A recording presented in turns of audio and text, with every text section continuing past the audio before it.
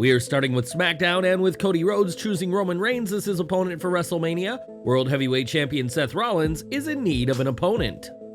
Triple H kicked off last night's Smackdown to address the World Heavyweight title picture and the chaotic WrestleMania press conference, and he had some digs for The Rock on the show. Reaffirming his authority, Triple H said he doesn't care about power struggles or seating arrangements, a nod to being head of the table, and said everyone should know their role. Triple H added that the main event of WrestleMania 40 will see Cody Rhodes challenge Roman Reigns, and made it clear that his decisions are final and non-negotiable. Just to make his point abundantly clear, Triple H said, "It doesn't matter if you like that decision," in a direct shot against the Brahma Bull. This was a red-hot start to the show that intensified the tension between The Rock and Triple H we saw in Las Vegas, and reiterated the significance of the WrestleMania 40 main event. With all that out of the way, SmackDown general manager Nick Aldis approached the game and said that it was time to find Rollins as opponent.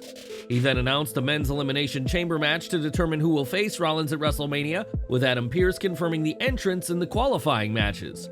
Drew McIntyre, AJ Styles, Randy Orton, Kevin Owens, Logan Paul, Dominic Mysterio, LA Knight, Bobby Lashley, Bronson Reed, The Miz, Sami Zayn, and Ivar were all named as potential entrants. One of these 12 men will face Seth Rollins at WrestleMania in likely the main event of Night 1, and we'll have to wait and see who leaves Perth with a golden opportunity at Elimination Chamber. In our first men's qualifier, Drew McIntyre secured his ticket to Perth with a win over AJ Styles, thanks in no part to a distraction from LA Knight. Tensions rose late into the match when McIntyre hurled Styles into Knight, who accidentally or not, poured water on the Phenomenal One. Shots were then taken at Knight, which was a distraction enough for Drew to get the Claymore for the win, and this match was unsurprisingly great when you consider the talents in the ring. This earned a "This is awesome" chant from the fans, though there was no Triple H tweet, and we have to wonder if it needed such incessant LA Knight interference. On the plus side, this interference continued the Knight-Styles feud, and we can expect a match between them for Elimination Chamber or WrestleMania.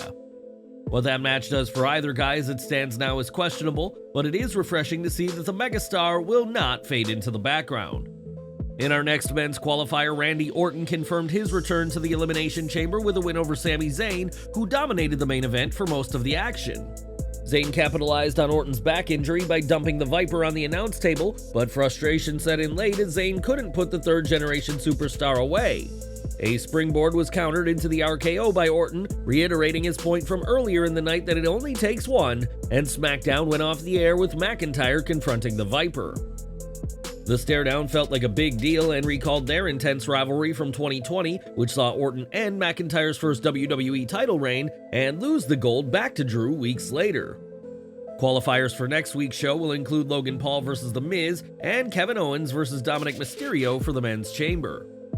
On the show, Paul insisted that he gets The Rock treatment by flying in, slapping fools, and leaving instead of working free TV matches was a funny bit for the show. Shotzi vs. Tiffany Stratton and Zelina Vega vs. Naomi will take place in women's chamber qualifiers, and we'll have to see who advances to Australia. SmackDown may have gone off the air with Drew and Orton, but after the show, fans were treated to a dark match that saw Cody Rhodes defeat Solo Sikoa. Cody was the first person to defeat Sikoa in WWE, with that win coming in the run-up to WrestleMania 39, and given Sikoa cost Cody at Mania, this week's win must have been sweet for Rhodes. Cody didn't appear live on SmackDown, but the We Want Cody movement continued to chant their support for him, but there was a different chant for another popular veteran. During a segment featuring Kevin Owens and R-Truth, in which the latter was his hilarious self, the fans broke out a We Want Truth chant. In the segment, Owens dedicated his chamber qualifier to Rey Mysterio, and when Truth interrupted, he thought Owens was his good friend The Miz. Given The Miz is a Raw superstar, Truth warned Owens to not let Nick catch you, which Owens thought was Truth referencing Nick Mysterio. Instead, Truth was giving the more sensible answer of SmackDown GM Nick Aldis in another hysterical segment by the former 24/7 champion. This week's SmackDown had plenty to pack in as it dealt with the fallout of the WrestleMania press conference and the build towards Elimination Chamber, and that meant not every plan made it to TV. Fightful Select reports that Cedric Alexander and Ashanti Theodonis were scheduled for a vignette, but it was cut from the show for unknown reasons. It's a shame that these two got cut, as both have incredible potential for a bigger spot on the card, and we'll have to see if this vignette plays out on a future episode. At the 2024 Royal Rumble, Cody Rhodes won the Men's Rumble match to earn a world title match at WrestleMania 40, or at least that's what WWE wants you to believe. On TikTok this week, user LyricalMind93 shared a video from the Rumble match, pointing out that during the match, Carlito was close to being eliminated, but was able to get much of his body under the bottom rope. This should have, in theory, negated this elimination attempt, but when Bobby Lashley went to spear Karrion Kross and missed, Carlito was sent sailing, and an argument could be made that he was never officially eliminated. Of course, the odds are that it'll be Carlito versus Roman Reigns at WrestleMania instead of Cody are practically non-existent, but what do you make of this unfortunate botch? Now, the McMahon scandal comes at a huge period for WWE, who recently reached a $5 billion deal with Netflix and were able to score The Rock as a TKO board member. The Rock is also expected to appear much more on TV in the run-up to WrestleMania 40, and his involvement in the Cody Rhodes storyline isn't just to boost the numbers. That's according to Dave Meltzer, who writes in the Wrestling Observer newsletter that the decision to involve The Rock is seemingly to divert attention from the Vince McMahon controversy. Meltzer pointed out that the outrage against McMahon on social media has been replaced by outrage at The Rock possibly taking Cody's spot in April, so this ploy has been working thus far. Meltzer did describe the tactic as kind of sick, given the seriousness of the McMahon allegations, but TKO's newest board member is proving to be very reliable in these distressing times. It was at the WrestleMania 40 press conference that Cody Rhodes announced his plans to face Roman Reigns, despite Reigns' insistence that he'd be facing The Rock in April. Reigns would watch on as The Rock was given the final big promo segment of the night, but did the undisputed WWE Universal Champion come across as a third wheel?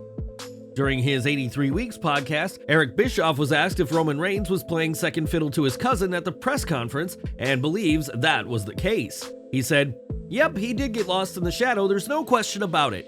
I don't know how that he wouldn't in this scenario given everything that has led up to this press conference. What we saw on Friday, Cody Rhodes stepping aside for The Rock. What we saw on Monday, fans turning against The Rock. The awkwardness of all of that." As big as Roman Reigns is, The Rock is a much bigger star in the mainstream, so it's hardly a huge surprise WWE wanted the focus to be on him, despite his cousin being the champion. The Rock isn't announced as an entrant in this match yet, but many expect it to happen. And do you agree with Eric Bischoff? Let us know in the comments below. This week, TNA fired Scott D'Amore despite his well-received work for the company and his pivotal role with the relaunch that officially came into effect last month at Hard to Kill. It's since come out that D'Amore had repeated clashes with management at Anthem, and it turns out that one of the issues surrounded WWE's very own Braun Strowman. Following his release from WWE, Strowman was set to debut for TNA, then Impact at Bound for Glory 2021, and the event had been dubbed Braun for Glory by some.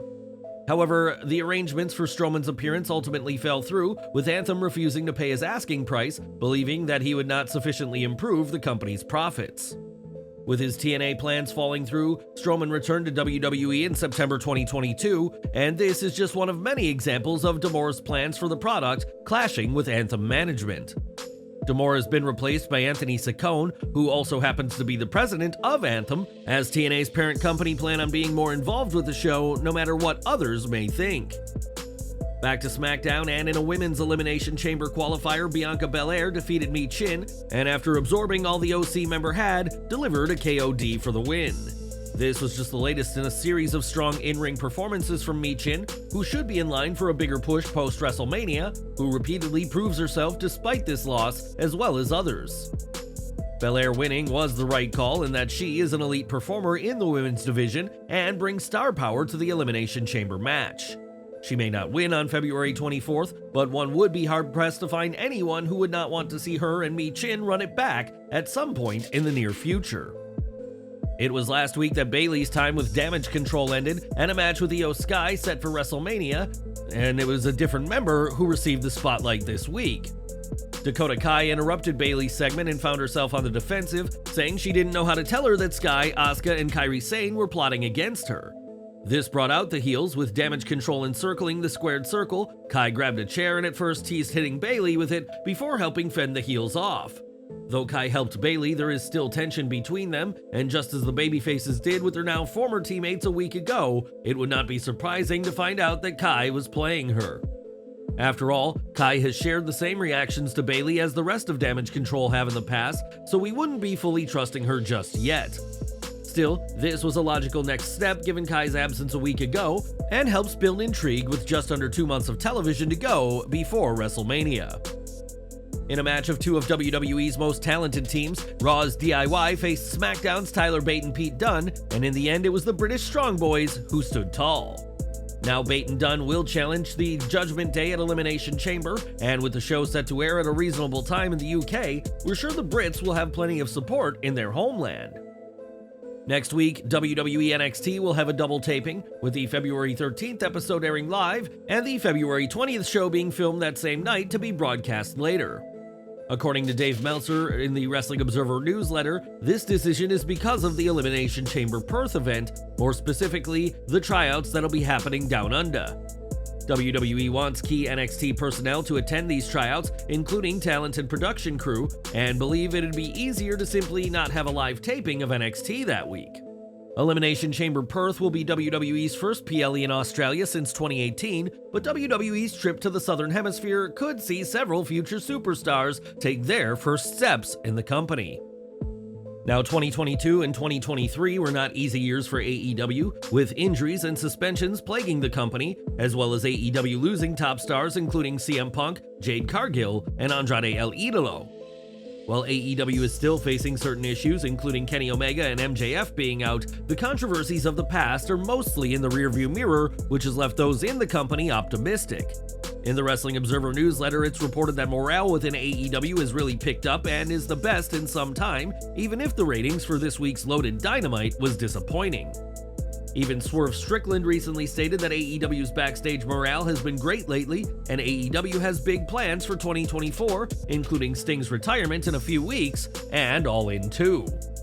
After a prolonged shaky period, AEW is finding its proverbial footing once again, but it's now up to the company's management to keep that ball rolling.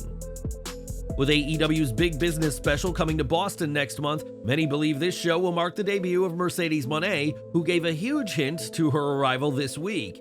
On Twitter, Moné changed her location to Boston, $BO$TON, which fans have noticed sprawled as graffiti in the graphic for AEW Big Business.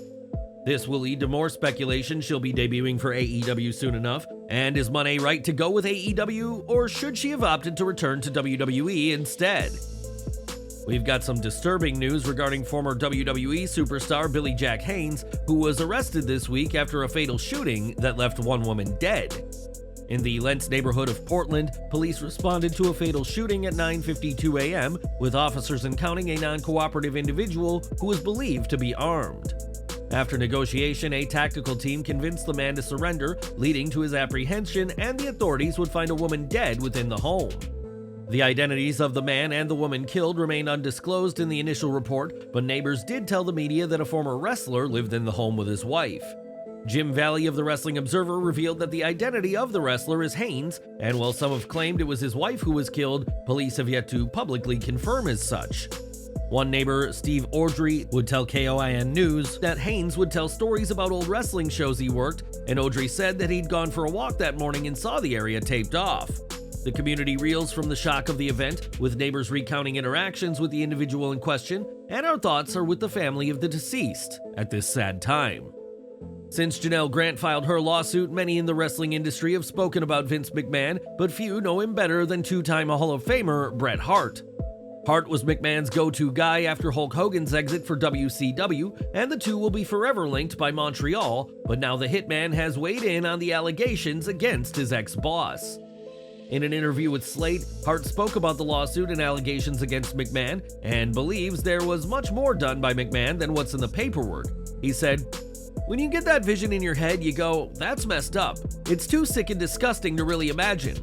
I don't think this is the only incident of this kind of predatory behavior. I think you'll find that it's everywhere. It's like Jeffrey Dahmer, Harvey Weinstein, or Jeffrey Epstein. Vince will be a joke. He'll be used for humor, and you'll shake your head at the shock value of some joke about, what did Vince McMahon do? He'll always be associated with this story, especially as it gets bigger and bigger and bigger." Hart added that this situation has made him lose all respect for McMahon, as he still held out some for the ex-chairman despite their turbulent history.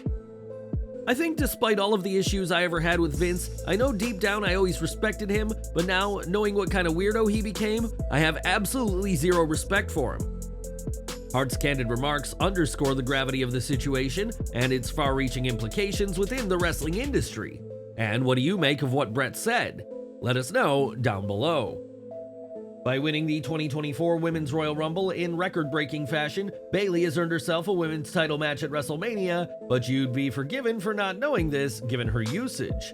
Bayley did not have a role at the WrestleMania press conference, despite her match being the only confirmed one going into the show, and she's also been left off of WrestleMania promo materials.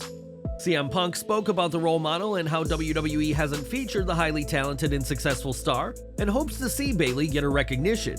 He said, "I just feel the need to, as a broadcast journalist, express the fact that I really wanted to talk about Bayley and how she won the Royal Rumble for the women and she wasn't represented on the poster. It felt like she needed a presence there. I got caught up in talking about The Rock and Roman Reigns and Cody Rhodes and Seth Rollins and all that, but very much in the main event mix is Bayley. She won the Rumble. Don't forget it. Put some respect on her name."